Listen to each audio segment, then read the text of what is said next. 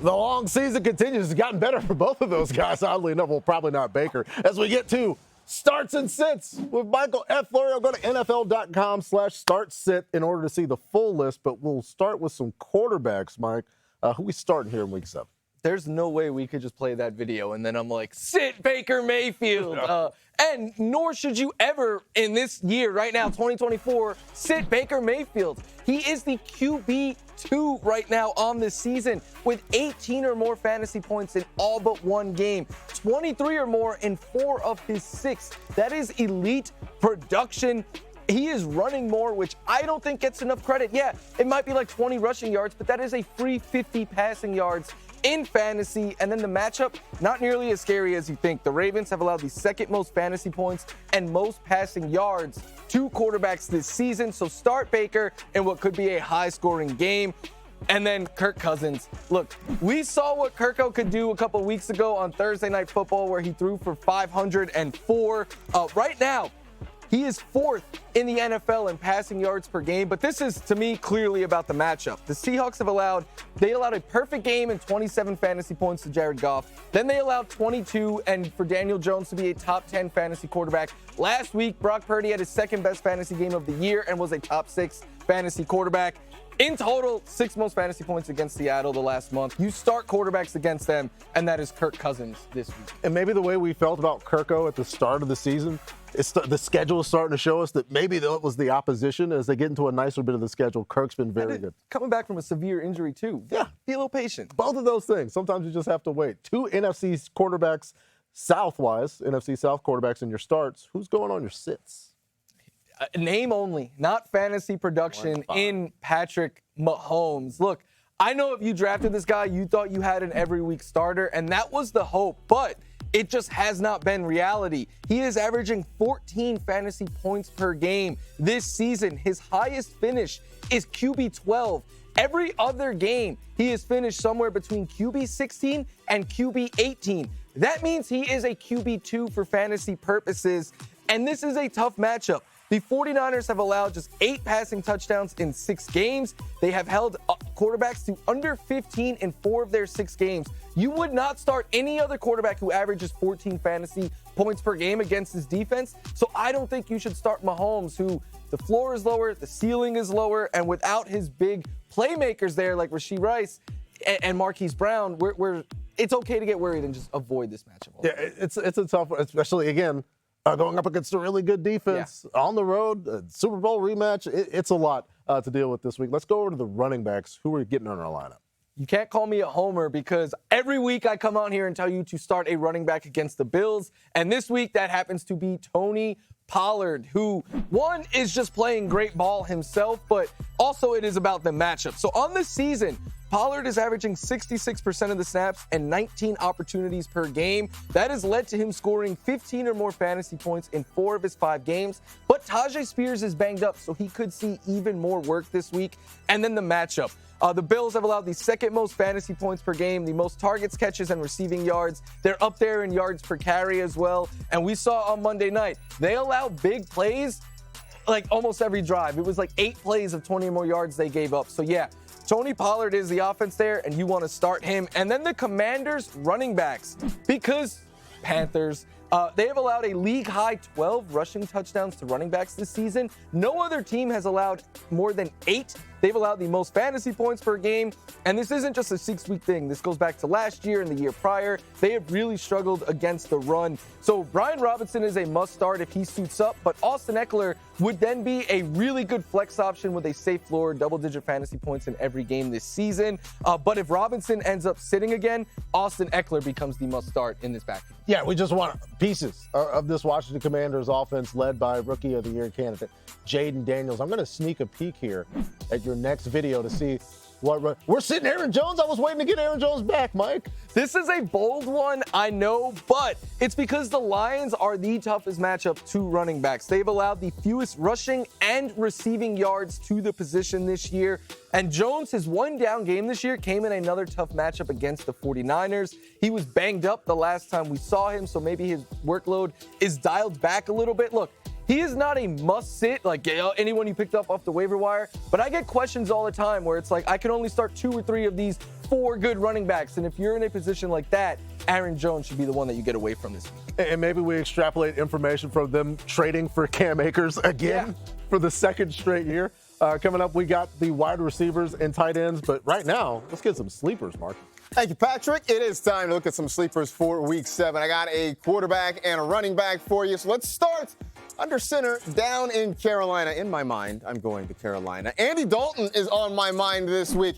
Am I picking on the Commanders' defense? Yeah, I'm picking on the Commanders' defense. 3 different quarterbacks have thrown for more than 285 yards against Washington. Last week, it was Lamar Jackson who went big for 323. I don't know if Dalton quite hits that number, but he has thrown multiple touchdown passes in 3 of the 4 games he's played since becoming the starter. And with Carolina's bad defense, I expect Washington will score, so the Panthers are going to have to try to match to stay in the ball game. Over to running back, and it's time to bring back Lin-Manuel Miranda's favorite running back, Alexander Mattison. He has been every bit the equal to Zamir White when it comes to running the football this year, but far more valuable in the passing game. 14 catches for $135 and a touchdown this year on 18 targets. It means that Mattison is not quite as game script dependent as Zamir White is, going against a Rams defense giving up the 8th most fantasy points per game to running backs in what could be a de facto home game at SoFi if Raider fans show up the way they normally do. And finally, looking for a deep sleeper, let's go back to quarterback. Let's get you Drake May. 3 touchdown passes in his NFL debut last week, going against a Jaguars team that has given up 3 300-yard passing games. The other way around would be something of a record. May does have that dual threat ability. Ran for 38 yards last week against the Texans, had more than 1,100 rushing yards in his final 2 seasons as at North Carolina. Now, mostly, look, he's a play in Superflex and 2 quarterback leagues, but if you're in a very deep league, could be a low-end QB1 for you in Week 7. So it's... Let's get back to some more starts and sits with Michael F. Florio. There were some notable changes in terms of Devontae Adams and Amari Cooper, both changing teams on the same day. It's a quick turnaround, Mike. What are we doing with a couple of really good wide receivers in fantasy? It depends on your options. Like, if you've gotten by the last couple of weeks without Devontae and you feel good about who you plugged in his place, then I think you could keep it. But he has chemistry with Aaron Rodgers already. That's what matters. We know Rodgers is going to force the ball his way. So I think you can start him. And then for Amari Cooper, he is just as boom or bust as he has been for different reasons, because the quarterback is much better, but he's still learning that system. So I do think he is in play. The floor is low for both of them. The ceiling is high. But if we hear that either one is on a snap count or something like that, that's when maybe I take a step back and go in a different direction. I'd have to feel like for Cooper, if he is playing, then that means that they've seen something they like. And if they see something they like, that means that they're going to throw him the football, because why? Why else have him playing? So with that, on both of those guys, let's get to the wide receivers that aren't those guys. Who are we starting?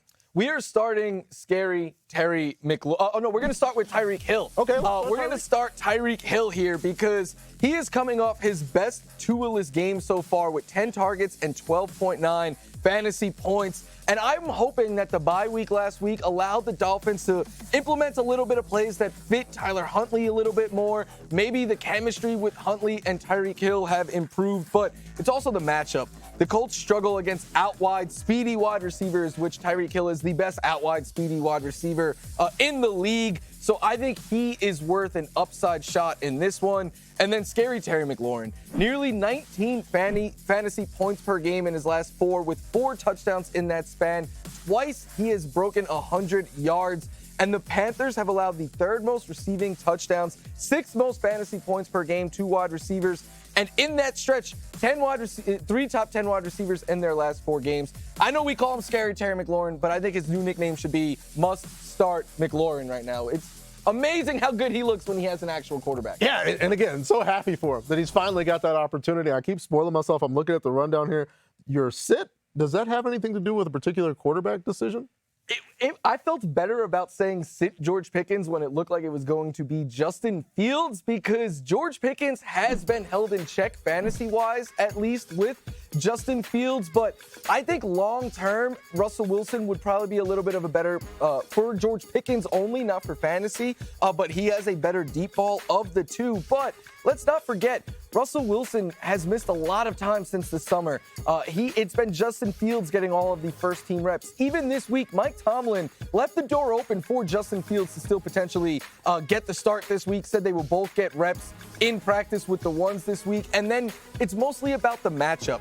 The Jets have allowed the 4th fewest fantasy points per game to wide receivers. Pickens runs out wide, which means we'll see a lot of Sauce Gardner and DJ Reed if he's able to play. But the bulk of his snaps come on the left side. That is Sauce Gardner territory. So quarterback change potentially against one of the tougher matchups for wide receivers.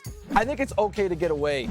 And then at tight end, I'm starting Evan Ingram. Look, 10 targets is absolutely elite at the tight end position, and we know going back to last season that he will be heavily targeted by Trevor Lawrence. The Patriots are not a tough, scary matchup, but one thing I will keep harping on, the Jags already played in London last week. The Patriots are only traveling there this week. To me, that is a huge advantage for the Jaguars, so I'm willing to start him. And then, come on, did you expect me not to say start Kyle Pitts? I know the love affair is continuing right now because last week, Kyle Pitts, second most targets on the Falcons. He has double-digit fantasy points in 2 straight and for half of his games so far this season. And that might not sound like a whole lot, but when we were talking about tight ends, that is upside. That keeps him in play, especially against the Seahawks, who have not only been torched through the air, but have allowed the 6th most fantasy points to tight ends this season. It's happening. We waited. It's finally happening. But who are we putting on our bench at tight end? It's over for Isaiah Likely. It looked like maybe after the 2-touchdown game, we could go back to trusting him. We can't. Since week 2, he is averaging just 2.6 targets per game and 6 fantasy points per game. And that number is obviously inflated because of the 2-touchdown game. The floor is way too low to trust. And Mark Andrews is starting to look like Mark Andrews again. So maybe we could see him playing more snaps, running more routes, and taking more opportunity away from Isaiah Likely, who it was fun in week 1. It looked like it might be for real. But until we see signs of life, you just have to get away from him. It would be wild to go back in time and show this to somebody in week 2 and be like, yeah, we're going to be saying this about the Ravens tight ends. We're awake now, but let's get some sleepers, Mark. Let's do it indeed. We got a couple of pass catchers to tide you over as you get through week 7. And we will start with those same Baltimore Ravens because while maybe we're a little bit dubious about the tight ends, we're feeling a little bit better about Rashad Bateman. 11-plus fantasy points in 3 of his last 4 games, back-to-back games with 4 catches and more than 50 receiving yards going against a Buccaneers defense ranked 29th against the pass. Teams are throwing the ball almost 65% of the time against Tampa Bay. This could be another high-scoring game. Both these teams rank in the top 3 in the NFL in scoring offense, and Rashad Bateman should get plenty of looks from Lamar Jackson. If you need a sleeper tight end, how about we take our talents down to South Beach? We go get Jonnu Smith. Multiple games with 5+ receptions and 50+ yards. He is Tyler Huntley's 3rd most targeted player besides Tyreek Hill and Jalen Waddle. Not really a surprise there. Huntley, not a guy who's really pushing it downfield all that much, averaging 5.5 yards per attempt. Jonnu Smith right now sitting at about 4.8 air yards per target. Seems like a match made in fantasy heaven. If Jonnu wins this week, it's going to be as a volume shooter going against a Colts defense, giving up the 4th most reception and 2nd most touchdowns to tight ends. And finally, a deep sleeper. New England going to Old England. We're going to get Mario Pop Douglas, who is the Patriots' most targeted player this year. Last week, 6 catches, 92 yards, and a touchdown on 9 targets from Drake May. We have talked about this Jacksonville defense. 2nd best matchup for wide receivers, averaging almost 44 points allowed per game to the position. They've given up over 1,100 yards and 93 receptions. That last number is the 2nd most allowed in the NFL. So, we saw some big trades happen in the actual NFL this week with wide receivers changing places. But what about your fantasy lineups? Because those are the rosters that you care about the most. We got some trade opportunities coming up after the break here on Fantasy Live.